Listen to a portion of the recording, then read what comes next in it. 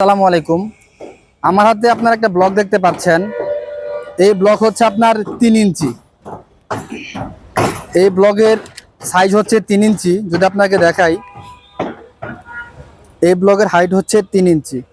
এই 3 ইঞ্চি ব্লক আমরা 5 ইঞ্চি ঢালাই ক্ষেত্রে ব্যবহার করে থাকি এবং এই ব্লক পর্যাপ্ত পরিমাণে কিউরিংয়ের জন্য আমরা 21 দিন কিউরিং করে থাকি, যাতে আমার ব্লকের স্ট্রেংথ পূর্ণভাবে পায়।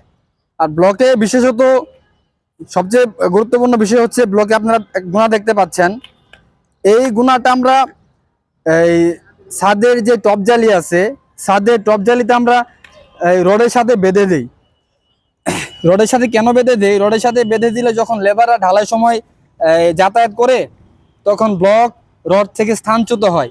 এতে আমার কাভারিংটা নষ্ট হয়ে যায়। ঠিক আছে, কাভারিং নষ্ট হয়ে যায়।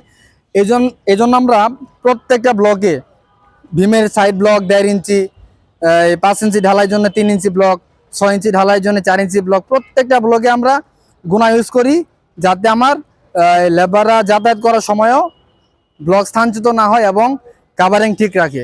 এই বিষয়টা আমরা গুরুত্ব সহকারে ইনশিওর করে থাকি। ধন্যবাদ।